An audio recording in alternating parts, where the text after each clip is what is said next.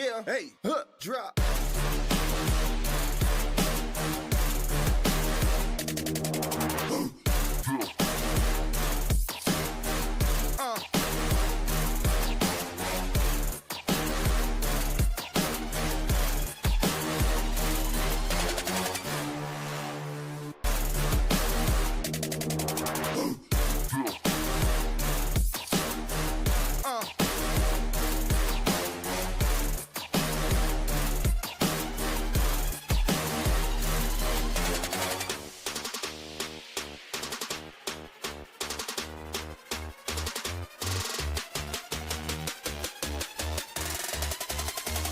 Yeah, hey, drop.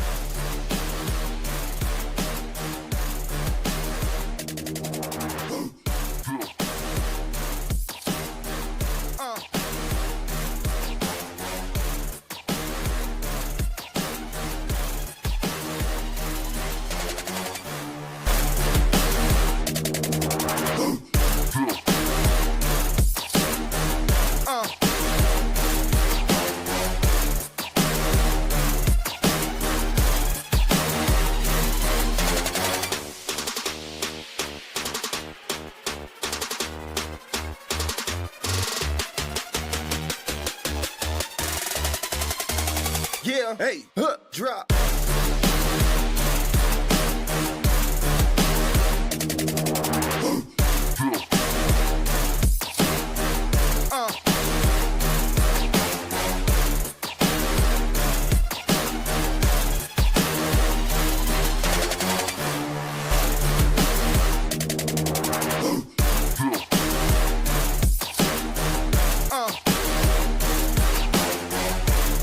Every player on the ice has a 10-minute misconduct, among other penalties. I have never.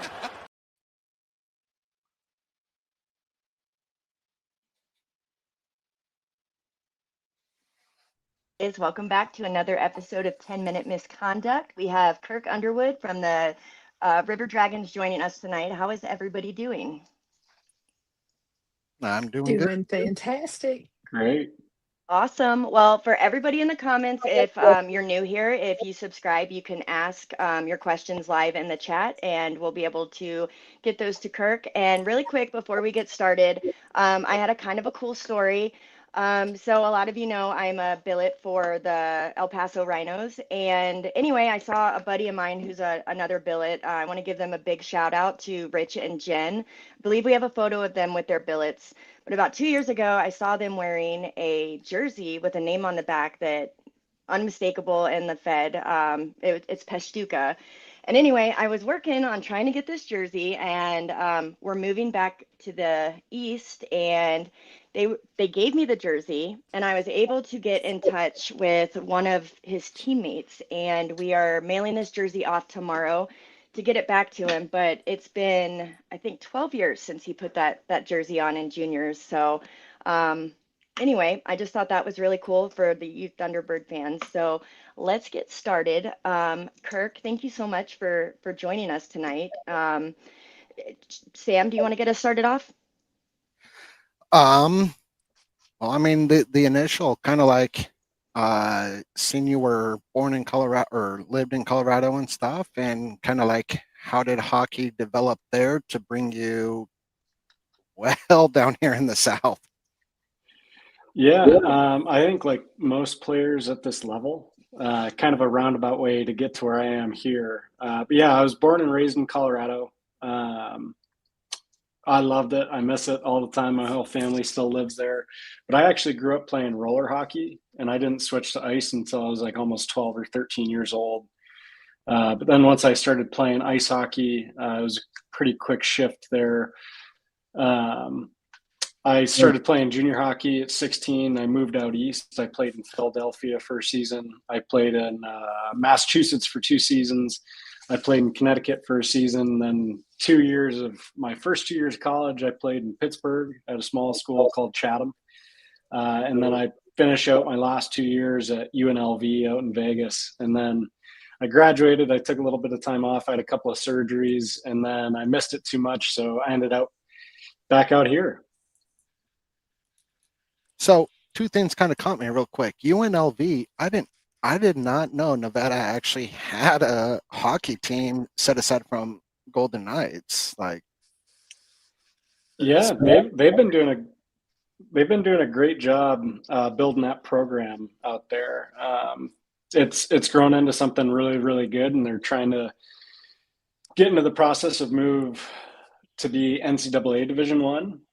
But yeah, it was a wonderful experience. It was club ACHA Division One while I was there, but still a really really cool experience. Going to college in Las Vegas was a interesting kind of time, but I wouldn't trade it for the world. gotcha. And then last follow on, you said roller hockey, roller skates or roller blades? Roller skates, and so I you know, if you're older, roller skates are probably what you're thinking, like the quad wheels. Mhm. Roller skates to me and anyone that plays roller hockey kind of looks like a roller blade, but more like an ice hockey boot with different wheels. I Gotcha. wanted to ask, since we were talking about school and I saw that you played ACHA and NCAA, what did you go to school for? I went to school for kinesiology.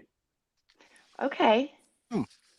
And if I remember, that's like kind of the study of mechanics of the body. Is that right? Yeah, correct. It's exercise science, essentially. I bet that's pretty useful, being an athlete. Yeah, absolutely. No, it helped me for sure. I wanted to be a strength and conditioning coach out of college, and I was. And then I kind of gave that up to come out here and play. So that kind of leads a little bit into, I have a question, but that leads into a question that Allie asked in the chat as well. You probably also know Allison if you know Sam. But so that's a pretty hefty degree to have. That's a really awesome degree to have, and that's really something really cool to study.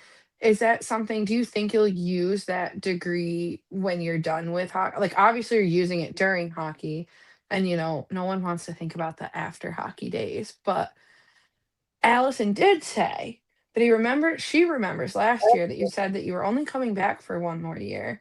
So is that still true, or are we going to see you doing some sports medicine type stuff? Yeah, no, that's a wonderful question. I do anticipate using my degree after I'm done with hockey. But that being said, I'm also the director of sales for the team, and I've kind of found a really good niche with that aspect of my life. So that's another avenue that I could see myself exploring after I'm done with hockey more in depth. But as far as the playing one more year kind of thing, it's always tough. You never know. I'd love to play another 10, 15 years, right? But sometimes it's just not sustainable at this point. And of course, we're right in the middle of the season. I love hockey. It would be really tough for me to lose that at this point in time. So I could definitely see myself playing far beyond this year. Gotcha. That does make sense. That does. I mean, I'd love to see everybody get to play hockey forever too, but sometimes that doesn't always work out. Yeah. I mean, imagine Wayne Gretzky's numbers. Like, if he were able to keep playing, like, Dude. I don't think Ovi would have been anywhere close at that point. Yeah. Oh my gosh. So you've played with the Dragons pretty much since the inaugural season, or did you come the year after? I think I came the year after. I know I for sure was not here during the inaugural season. I think I was the year after. And then I'm trying to remember off the top of my head. What did the Dragons win the Ignite Cup their inaugural, or was it the next year? The inaugural year, yeah. Because COVID definitely has me kind of like all screwed up on some of the years and stuff. Yeah. So that's where I was kind of like, oh man. Yeah. So the mindset in the locker room, I mean, there's been quite a bit of changeover through the handful of years you guys have been a league or a in the league and stuff. With that also being said, I mean, is the mindset always the same with more of the veterans of we want a team, we want to win the cup, or is it just kind of, I'm just kind of here in passing? No, yeah, wonderful question again. No, our mindset here in this organization is that if we're playing to win. We're playing to win the whole thing. That has never wavered in our locker room. That has never changed. That has never changed from any aspect of our organization. If we're playing, our expectation is to win the whole thing. Absolutely. And I know I'm definitely cheering you guys on for that. I'd love to see you guys take the cup this year. Since we're talking locker room, with being a captain, what is the added pressure that goes with, I mean, you're a fan favorite, everybody loves you on the ice, but I know that there's probably a lot of behind the scenes that go with leading a team. So can you talk to me a little bit about that? Yeah, no, there's a lot that comes with it for sure. Definitely a lot of added roles and responsibilities.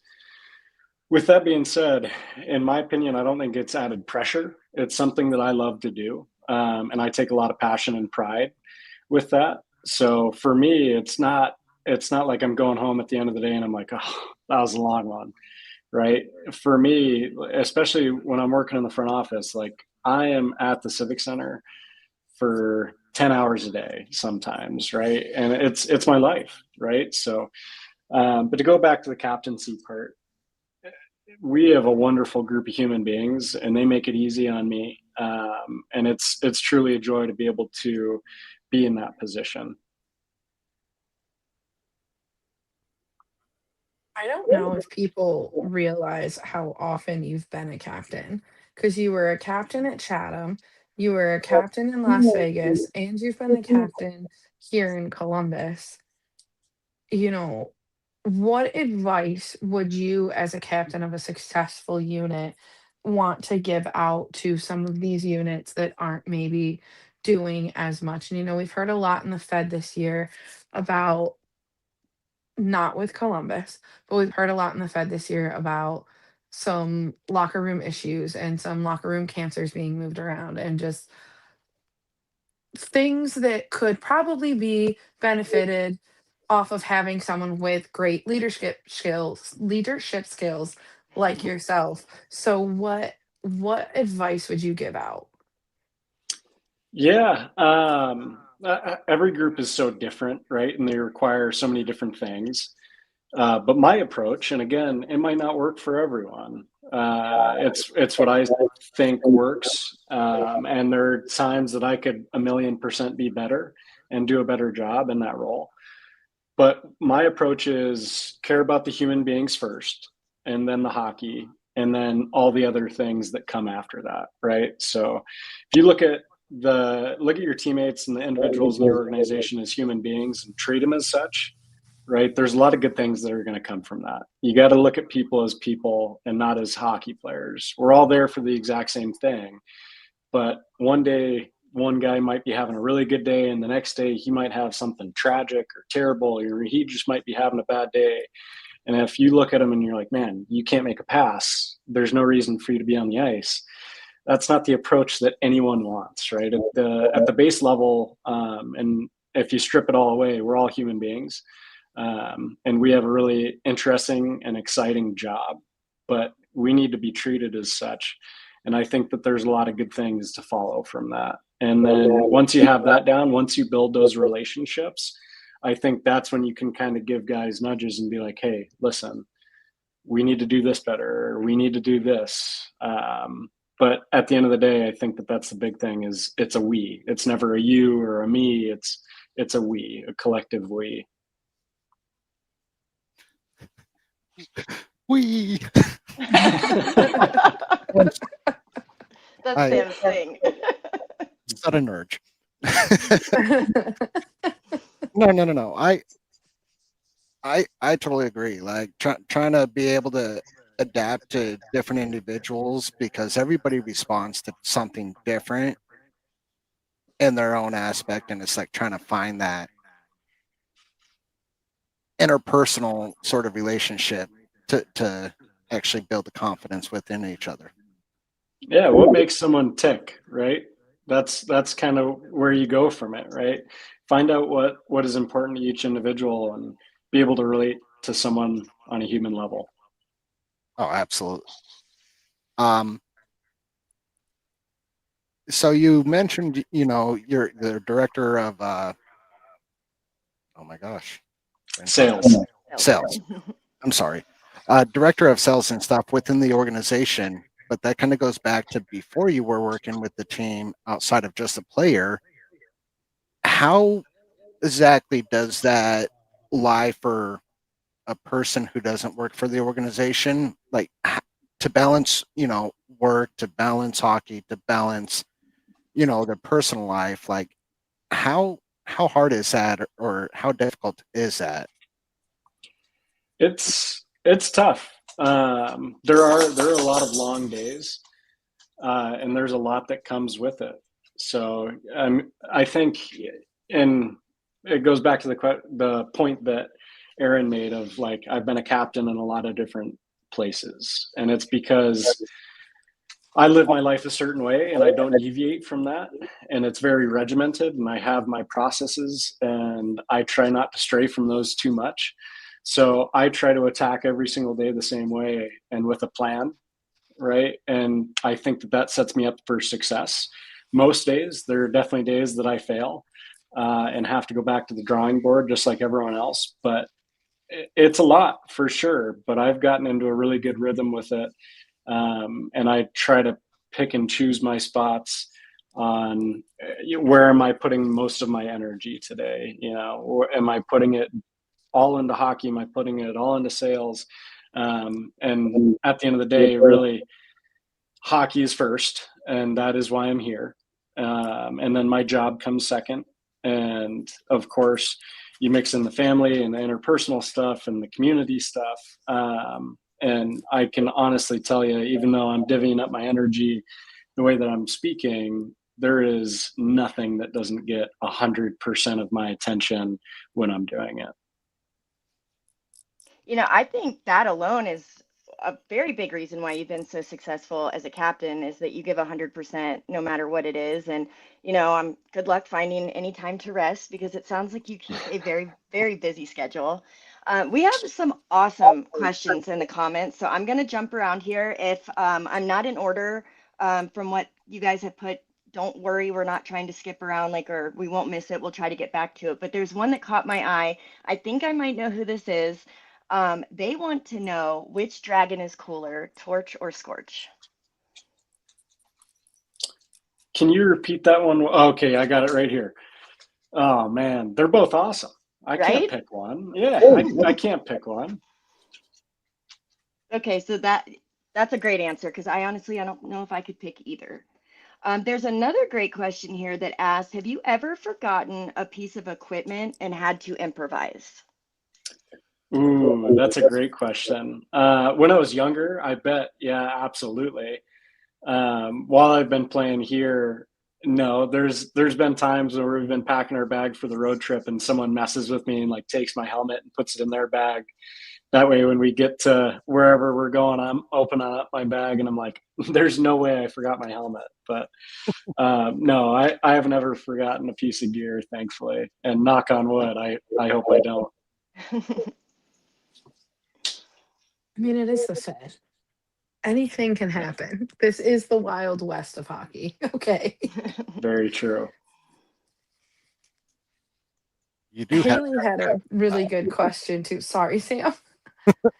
I was just saying, you also have Jack Berry there as well, and he takes a lot Yes. in his job and taking care of you guys. Yes, we just had him on. Absolutely. And he is Fantastic. amazing.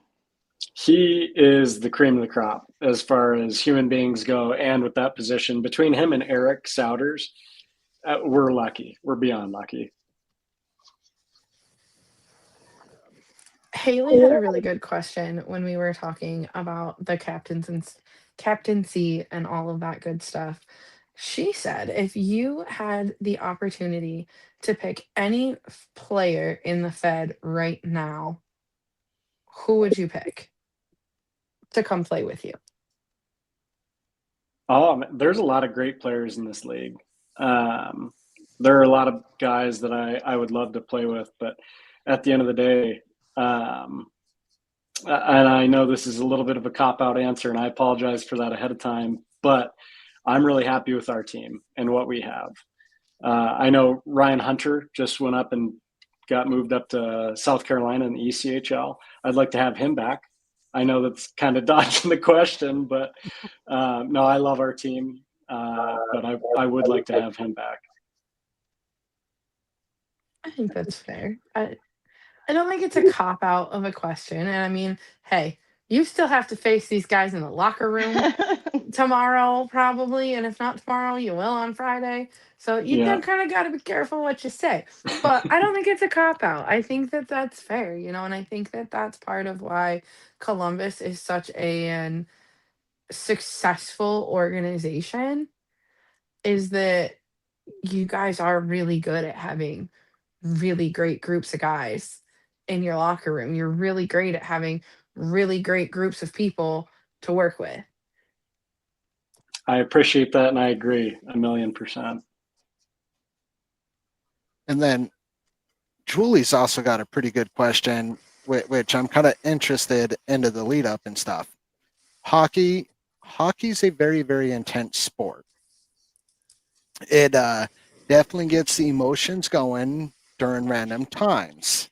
So as a captain, how do you stay calm in high pressure situations? Yeah, that's a great question. I think it's one of those things that you go through a lot of those high stress situations so many times that when you experience it, you're kind of used to it, and just you try to strip it down to the bare bones and see it for what it is. Again, hockey is a very high stress environment, and the game, anything can happen. But just trying to go back to that. Okay, let me take a step back. Let me take 1,000-yard view. And look at the situation from a whole and be like, okay, what needs to happen next? Because ultimately what happens next is really important. It's a short game, and we need every single point that we can get. So trying to look at the bigger picture, I think, helps me stay calm in high pressure situations. So the follow up with that one, have you ever had a situation where you're like, I can't go talk to the refs, somebody else has to? Have you Well, ever that's had a good any of those? question. Yeah, there's been plenty of those moments. They're, you know, they're at this level, the same reason that we are.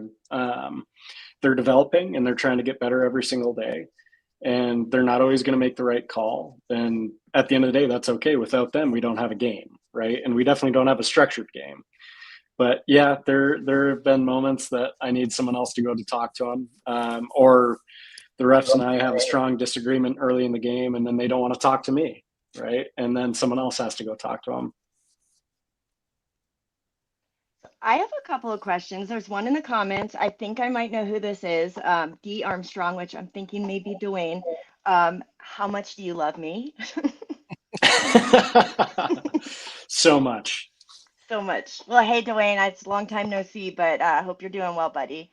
And then a question from myself. Do you have a hidden talent outside of, I mean, obviously you're very athletic, you went to school, so you're intelligent. Do you have something cool that somebody, the fans may not know about you?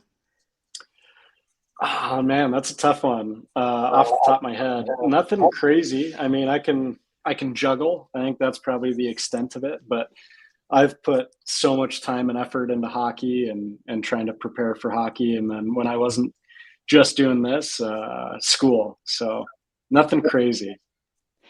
Funny story for me. I made my New Year's resolution about 7 or 8 years ago to learn how to juggle, and I learned how to do like one full rotation, and that was it. So it is so much harder than people think. So that is absolutely a hidden talent. So I say good for you because I can't do that. That also makes perfect sense of how you're able to juggle everything you do in your life. Nice. Yeah, nice Quite follow-up. Full literally a circle juggler. moment. There you go. Thank you. So I have a kind of fun question that I was looking at earlier. Would you say that it is harder to score on a hot goalie having a great night or dealing with a ref that hates you? Good question. Ooh, I think a goalie that's on a hot streak is way harder. I can deal with anyone that hates me, right? Like, that's all good. All we have to do is act like we both have bubbles around us and we never meet, right? I can't control the penalties that are called, but at the end of the day, a hot goalie, like playing against Trevor Babin when he was in Motor City or in Delaware, he made it tough, man. That's a really good goalie. So I'd have to go with that side. Yeah, shout out to Team Babs, has been on the Trevor. show. We love him. I was so glad to find out when he became a Dragon. I was pumped. That was a huge moment for us. Oh, I Listen, bet. I'm a Binghamton fan, but I will be a Trevor Babin fan till the day that man retires. Yeah, honestly, I Yeah. He can't think is of one of anyone the that doesn't. greatest goalies in the Fed. Yeah. Coming from a Connor McAnanama fan, Trevor Babin is one of the greatest goalies in the Fed. That man is always on fire. He is. And we have one of the best goaltending duos in the league, right? Between Yes, with him and Roy. Roy. Yes. Oh my gosh. We're a lucky group, right? We they're unbelievable. I'd like to ask a follow-up question. In your career, have you ever had to play a full game with an e-bug? Yeah. Well, not a full game, pretty close to it. When we were playing in Motor City last year, we had Will Selnick play like 3/4 of a game for us, and he did great, and we won. That's awesome. I need to go back and look at that. Sometimes e-bugs, what was it? The NHL had that one e-bug that they just randomly pulled, and then all of a sudden, next thing you know, he's got a full-on contract. So I mean, Yeah. I can skate a little bit. I can't stop. So if you're looking for a goalie, I'm not the guy. Just wanted to throw that out there. I hate when I don't write down my questions. Sometimes, no. I remember you and I briefly talked about it. That one time that you had lost your stick or it had broken, and Ryan Hunter passed back your stick. So, do you traditionally shoot right or left, or kind of like how does that work with his? Yeah, I forgot about that honestly until you just brought it up. But yeah, I'm a righty and he's a lefty. And yeah, I broke my stick and we come back into the defensive zone, and that's kind of the MO, right? Like if a defenseman loses their stick, a forward should give them theirs. That way we get the puck out and then we'll figure it out after. And he's a lefty. He gave me his stick, and I was out there for like another 30 seconds. And I thought to myself, I might score a goal left-handed, which probably wouldn't have happened, but it would have been pretty cool. Like, what was the feel like? Did it just feel a little better, or Well, because it was his, there was some luck left in it, but no, it was pretty awkward.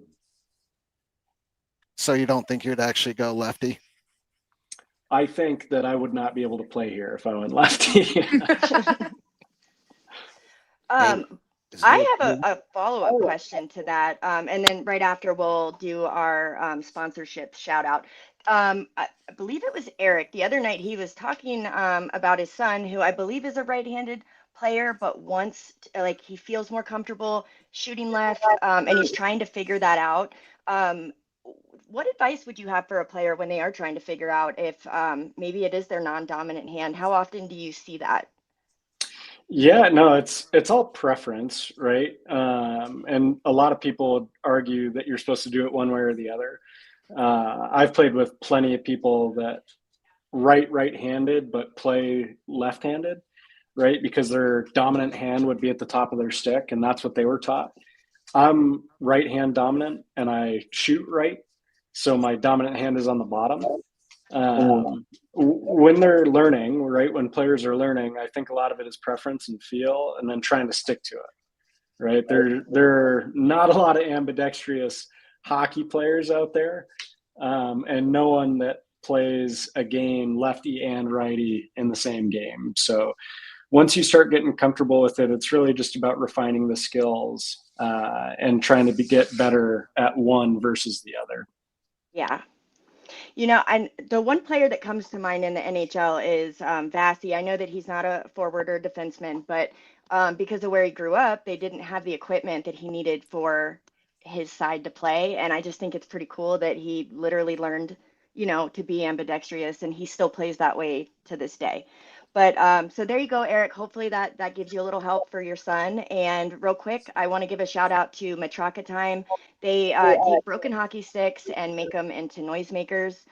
We'll leave their Etsy link, but if you have a broken stick from your favorite player, or it's a great gift for a player's mom, we have a video of how that works. And I think we have a clip with Sam actually using it in Columbus. So if we could roll that. Let's go!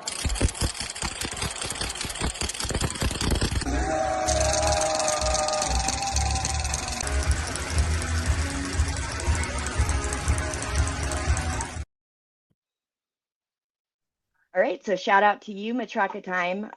Like I said, we'll leave his Etsy link, and on to you, Aaron. Speaking of Eric from the last question, Mr. Murdog himself is in the chat. And he also mentioned how you play both forward and defenseman. And which one do you prefer? I definitely prefer forward. My whole life, I played forward until I got here. And then my first 2 years here, I played forward. And we got into a spot where we had some D that got hurt in game, and we didn't have a lot of people to throw back there. I was always a defensively minded forward, right? I took a lot of pride in not getting scored on as opposed to scoring goals, which was kind of the natural shift to start playing defense. And defensemen are harder to come by than forwards are, especially depending on the time of year. Right. So that's kind of where I got shifted back. And apparently I did well enough to where they kept me back there.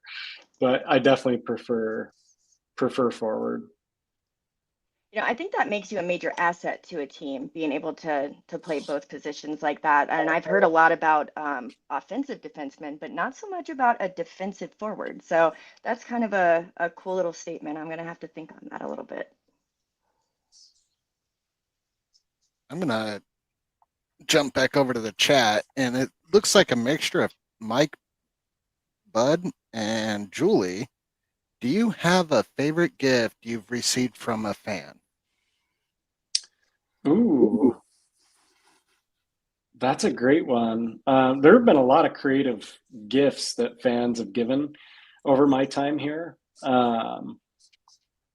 Too many to remember, to be honest, and I don't want to hurt feelings if anyone's watching, but I think a really creative one that's just simple is like candy or snacks that people will ask, like, hey, what's your favorite candy or what's your favorite snack? And then they'll show up at the next game and be like, hey, I got this for you, which to me is just really thoughtful and creative as far as gifts go. What is your favorite candy so you can get some this weekend?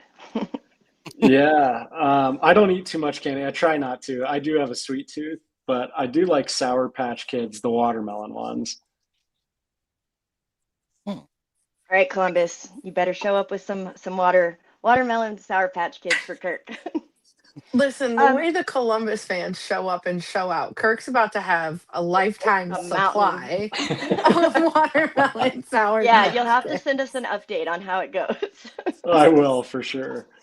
I'm going to go to the store tomorrow and buy some more, and they're going to be like, yeah, we're all sold out. Yeah, we're all sold out. So I have a question. When you were developing your skills, which I'm sure you are always, working on, what has been the hardest skill to develop as a hockey player for you? Man, one that people probably don't think of, and it's the way that you think the game, right? The hockey IQ side of things. A lot of people would think physical skill when they ask that question, but for me, it's the hockey IQ side, right? Trying to think about the nuances of the game and what I should do when. I genuinely think that that's a skill. and a really valuable one at that. Like Justin McDonald, if you ever watched him, he had one of the highest IQs of anyone that I played with as it relates to hockey. Tyler Barrow is another one. Like you watch him and he just thinks the game so well. Cody Wickline, Alex Torjahan, Austin Doe, all think the game really well. And when I watch them play, to me, that's a skill. So for me, that's been the hardest one to develop. And I still am trying to work on that to this day. I think that's one of those ones that I think about consistently as I'm going, as opposed to how do I skate, how do I stick handle, how do I shoot. It's how can I think the game better. And since you mentioned Austin, I just wanted to say congrats from the 10-minute misconduct. I believe he had a daughter today. So shout out to him and Kelsey, and congrats on a new dragon in the family. Yeah, congratulations, guys. Congratulations.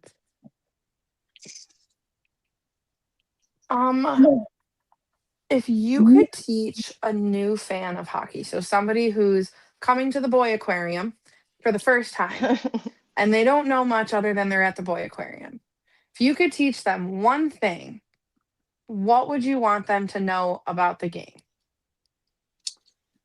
Ooh, that's a really good one. Maybe icing. I think that's the most common question that I get from new hockey fans is what is icing or what is offsides? I think those are the two things that I want to teach them, just so that when the game is happening, they're not like, why are we stopping? You know? I think that's fair. One of my favorite insults when somebody tries to say something in a game is that I don't take advice from people who think that icing is just a topping for a cupcake. If you think that icing is just a topping for a cupcake or just a condiment for a cupcake, then your opinion on the game doesn't matter. I like that. I can respect it.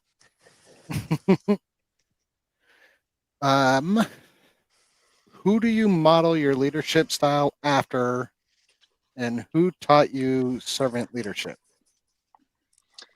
Yeah, I mean, I try to take a little bit from everyone that I meet, right? And that's not just leaders, but everyone, as a whole. You guys, even after this, I'm going to take how you guys produce this podcast and try to incorporate it into my everyday.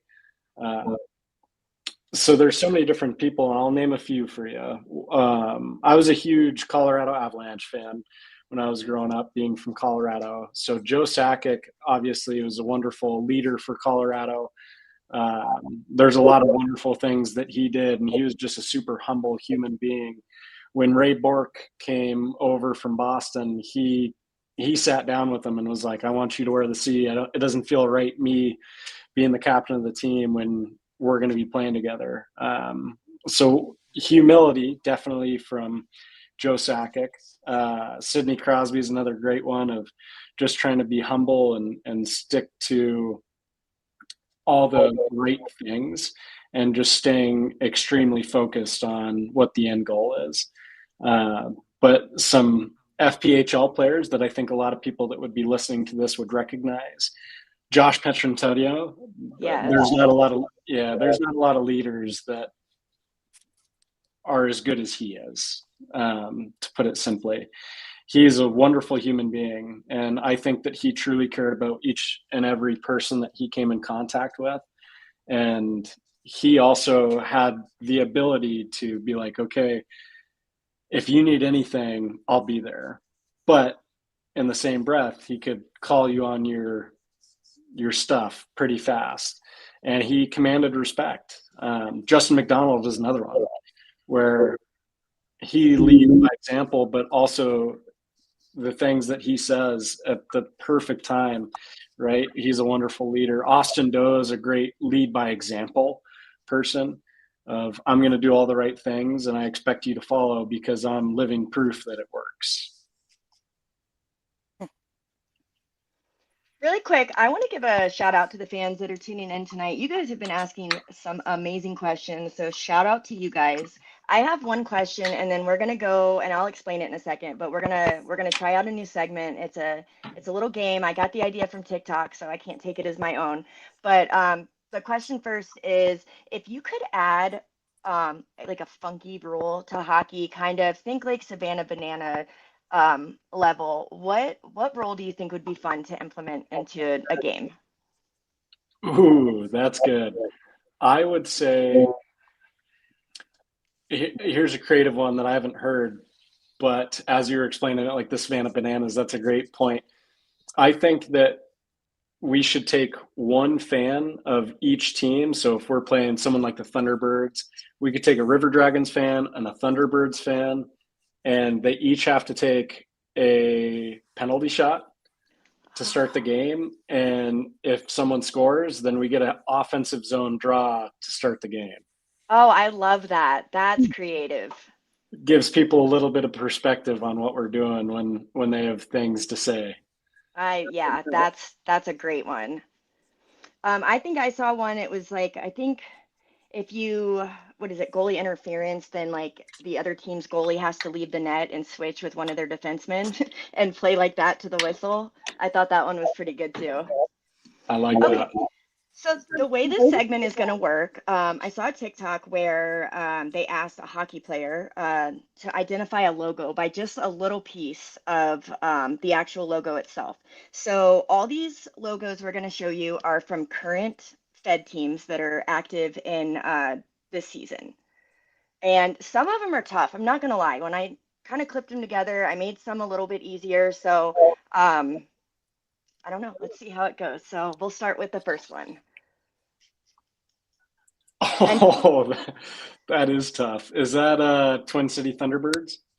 Ding, ding, ding. And feel free to Nice. play in the chat too, guys, because like I said, there's some of them are pretty tough.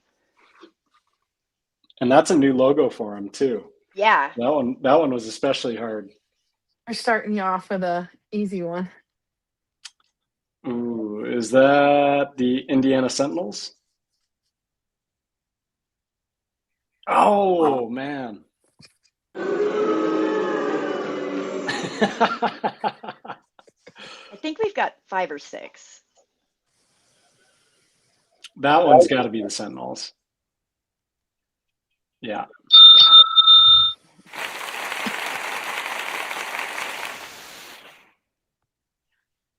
Topeka Scarecrows. Okay, I'm impressed. You're doing great.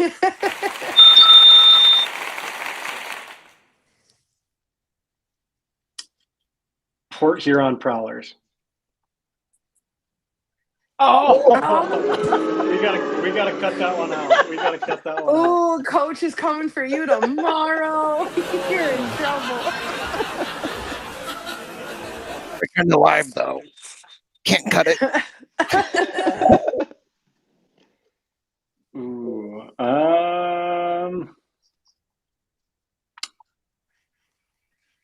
Watertown.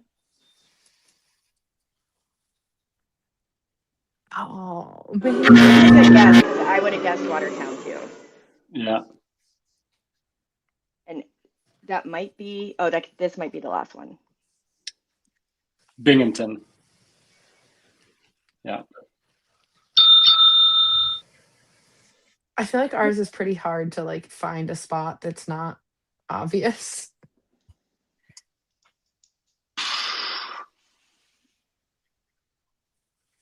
Oh man, that's tough. This is a hard one.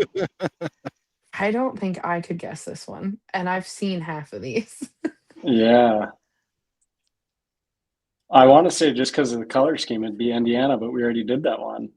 Mm-hmm. I'm going to go Port Huron. Oh. Yeah. All right. Well, I think you did amazing. You did way better. I maybe would, if I didn't do those myself, I maybe would have gotten 1, maybe 2. So I think you did great on that. But if you guys like that segment, let me know. We can do it again, and we can use some different teams or different parts of the logo. And Aaron, I think you're up. It is me. So I have another fun question. Nothing hard hitting here. Would you rather play every shift with a broken stick or with no tape? No tape. Okay. Yeah, I feel like no that tape. one's a hard giveaway, but I thought it'd be a little more fun than that. No, that's a good question. A broken stick limits you so much. At this point, like I only use tape on half the blade, so I would pick that one for sure. It still wouldn't be easy, but I think I'd have to go that route. Does the Does tape make that much of a difference in how the stick? It As you can tell, I'm not exactly athletic. I haven't really ever played hockey in my life. Yeah, no, it does. It makes a huge difference, and that's why everyone uses it, right? For the most part, everyone's got their kind of spin on how they use it, but I think if you took every hockey player and made them not use tape for a year, they'd be perfectly fine. Okay, that makes sense. The so kind of with that, I see a lot of people do tape, and then I've also seen people kind of use wax a little bit on the blade of the stick, and then something else. Oh my gosh, who was it? I forgot which dragon player. I'm gonna have to watch now, but one of the dragon players grabs the puck and holds it sideways and starts rubbing it along the blade. Can you kind of help everyone understand like the concept or the idea behind each one and how Yeah, no, important it is or not? for sure. And again, it all goes back to preference. Wax is going to make it stickier, right? Creates a little bit more friction. The players that use it probably think that it gives them a little bit more feel with the puck and feels like the puck's not slipping off their stick as fast. The puck does something a little similar to a lesser extent, but also mats the tape down and can potentially make it last a little bit longer too. Which we retape our sticks after every single game or after every single practice, sometimes in the same game or in the same practice. But yeah, a lot of preference. A lot of it is born out of kind of tradition. Like players have always done it that way, so they're going to continue to do it that way. But yeah, a lot of preference on it. What do you do? I just do regular tape, and then I use the puck on the tape. That would be a pretty cool interview question, like when you guys leave the ice for practice on, what their players stick, what the tape looks like, or how they do their thing. So my question is, you find the net, crowd's going nuts. Do you have a go-to celly, or are you just like feeling the moment when you figure out what you're gonna do? Yeah, I think for me, a lot of it is the moment. Being a defenseman, I don't score too many goals, but I think it really is dependent upon the moment for me. I have a couple that I'd go to, but again, a lot of moments are different. One that I scored in overtime might be different than the first goal of a game on a Sunday, right? But yeah, a lot of it is just the moment for me and just appreciating the moment. Do you have a favorite celly you've ever seen or a unique one? Oh, there's so many good ones, and it's getting crazier now. Guys are getting really creative with them. But like Timu Solani, old NHL player, where he was shooting the glove after he threw it up. That's a classic. Patrick Kane going down to one knee, or when he did the heartbreaker celly after he scored that goal in overtime, where he slid on his knees through the middle of the ice and drew the heart and then punched through it. That's a good Oh, one. okay. I haven't seen that one. That's cool. Yeah. Hmm. So kind of building off of the tape question that went way farther than I thought it would. Louis Garcia has a really great question in here. What are your between period habits? What are you doing between the periods? Ooh, that's a good one. I come in and playing in the South, it's hot, right? And hotter than most people might expect as a player wearing the gear and skating. So I take everything, like all my equipment on my top half off. And then I usually am focused on trying to get fluids into me or trying to eat a quick, like sugary snack to give me energy between periods. But a lot of it is just spent talking to the guys about what's going on and what we should try to do better or what went right.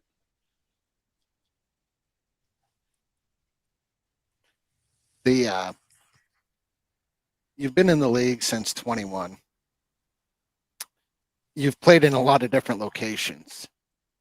What's your favorite away place to play? Ooh. I got a couple for different reasons. Athens is a really cool place to play, obviously being a new arena, and they did a great job with that arena too. I think that everything is just top tier quality. Really, it's like an AHL caliber arena. So that's a cool place to play in terms of the facility. Carolina has really, really good, loyal fans. So it's cool to see them rally behind their team. And there's always been that rivalry there. So getting yelled at is cool. Danbury's another place where playing there in my early years, because we haven't played them in the past couple of years, nothing's off limits for their fans, or at least it wasn't when I played there. So that was interesting. That was kind of a spectacle to be a part of. But yeah, a lot of really cool cities to play in and wonderful fan bases. Fun fact for you, and you could also even pass this along. When we asked that question to other players, Columbus is one of the teams that has been listed a lot. Bingo, Athens, and Columbus, I think, are the ones that come up the most for either treated really well, great facility, things like that. Okay, so our next segment, this kind of ties in with Julie's question. We do like a little round robin hot seat, and it kind of helps the fans get to know your teammates. So we're just going to ask you like very simple questions, and then you just fire out the name that I guess aligns the best. So I'll start off with, who is the team comedian? Brody Thornton. Oh, I miss Brody. Brody, we miss you in Binghamton. Julie did ask which one of your teammates is. Oh, that was the funniest. Sorry, I read the wrong one. I'm going on to Jay's. If you could choose one of your teammates, Jay says past or present, to be your bodyguard, who would you choose? Ooh, Scott Doherty. Touche. Good choice. Best cook. Ooh. Carter Shinkarik and Alex Jamaeff are both great cooks. They used to host family dinners, and I think those are a few guys that have probably cooked for me, and they did a great job. Little preview for next week. We have Carter coming on the show. So if any Athens fans, or actually Dragons fans as well, he'll be joining us next week. So the next question, who would you say is the team diva? The one that takes a little too long to get ready, or their hair, shirt's got to be perfect, a little high maintenance. We got a couple of them. And I think it's kind of trending that way with the younger players. Man, that's tough. I don't know. Maybe not getting ready, but getting unready and kind of after the game, who takes the longest? I'm going to flip the question a little bit. Cody Wickline spends a lot of time decompressing after the game because he's a pro's pro. He spends a lot of time on himself and trying to make sure that he's ready for the next day. That's a good quality. Yeah, absolutely. As somebody who has played in Vegas, who on the team is most likely to get arrested on the Vegas trip? Oh, man. Oh, all of us. Fair point. Fair point. All in one. Yeah. Who would you say is the worst driver? Ooh. I'm probably going to have to go young with this one. Maybe Matt Horan. He keeps parking in our coach's parking spot. Uh-oh. Ooh. Well, I mean, somebody told him to. Who is, sorry. Your gym rat. Who is the guy that if he's not on the ice, he's hitting the gym? We got a couple. Mike Wynn is a big gym rat. Ryan Galvin, and I'd even say myself, especially with the background in kinesiology. Yeah. Who's the most superstitious? Thank you, John.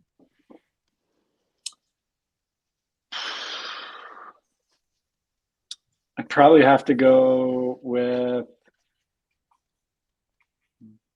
Barrow or Ryan Hunter.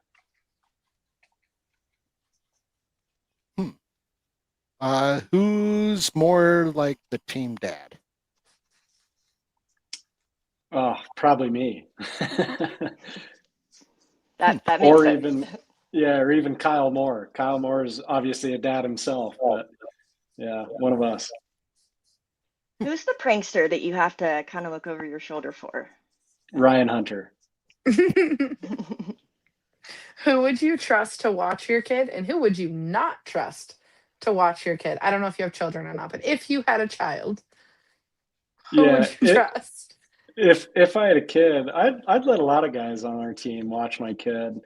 I probably wouldn't let Brody watch my kid. Too many shenanigans going on there, and probably feed him candy all day. But yeah, I'd let a lot of guys watch my kid. Kyle Moore is an easy one. Alex Sturgeon, another easy one. They're both dads. Who's the like the best silent killer joke? Like they're quiet all the time, but then they come out with just that joke that just kills it.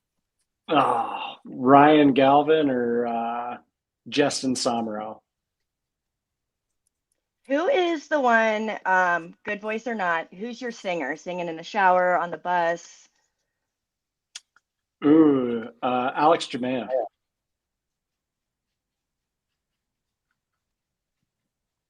Hypothetically, who on the team would you not let date your daughter? I'd let them all date my daughter. They're all wonderful human beings. It's a great Way answer. to go, River Dragons. Who would you say is the best driver?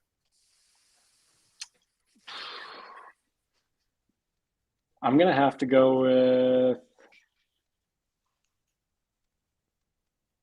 Trevor Babin. Probably. He's a big F1 fan, and he spends a lot of time watching them. So I think he'd probably, if I had to trust someone to drive, it'd be him. Interesting. I don't know why I would have thought it was Doe, but I think it's because I thought he was into racing and stuff too. But I might be wrong about that. No, you're right. Yeah, he'd be another good one. So I have a super random question. I saw this on one of my billets. He's in college now, and his college team asked them this when they left the ice. If you had to fight an animal and win, what would be the biggest animal you think you could take? Oh man, give me the gorilla. The gorilla. Okay, my so go big or go home. Give me the gorilla. Yeah, if we're doing this, let's do it. Give me the gorilla. Okay, I Columbus can- River Dragons media. Let's Yeah. get somebody in a gorilla suit fighting Kirk after practice. But they You're have welcome to for bring the idea. watermelon. Got to bring the watermelon Sour Patch Kids at the end after you defeat them. Absolutely. I may know somebody that has a gorilla outfit. Oh, All okay, right, that would actually be Columbus so media. funny. Yeah, Contact reach out to Sam. Sam. Give me serious story. Give us credit here for the idea, but media people, contact Sam. Get somebody in a gorilla suit and get Kirk fighting him. So we know your time is super valuable, and I don't want to keep you too long, but we do have one more question. This is an OG question. It goes back to, we're in our fourth season now. So season 1, Allison, she asks every week, and we got to know, does pineapple belong on pizza? In my opinion, no. Oh, okay. Most people say yes, and we've had one that, and I think it was a dragon actually, that doesn't like pizza at all, which was shocking. I love pizza, but I don't think pineapple belongs on it. What's your go-to toppings then? I love like a barbecue chicken or a buffalo chicken pizza. I'm kind of weird when it comes to pizza, but I like those kinds of pizzas. There's that. Someone that pineapple remind pizza. me that when Columbus has to come to Binghamton for the finals this year, someone remind me to bring Underwood pizza. I like that. I like that you mentioned also that Columbus in the finals. I like the sound of that. I need my people yeah. in Binghamton for the finals, please and thank you. Well, Sam, it's been. I will fight you. You're coming to Binghamton. Sam, if you see anyone there in a gorilla suit, it's him with pizza, with the watermelon, Sour Patch Kids. So your food should be covered. Pineapple as well, just for fun. I'll bring the food. I don't think we were able to get to all the questions tonight, but it was great having you on. If you ever want to come back on, or any of the dragons want to come on for an episode, don't hesitate to reach out. But we are absolutely wishing you the best of luck in the season, and especially against Zydeco this weekend. Do you guys have any other follow-up questions before we let Kirk go? I think I'm good. Not follow up, no. Not follow-up. Okay. Well, Kirk, Nope, thank yeah. you so much. You've been awesome. And yeah, hopefully we'll see you back on for Kirk 2.0 for maybe next season. Thank you guys so much. You guys are doing a wonderful job. Thank you. That Thank means a lot, you honestly. so Thank much. you. All right. Take care, everyone. Have a good night, guys. Bye.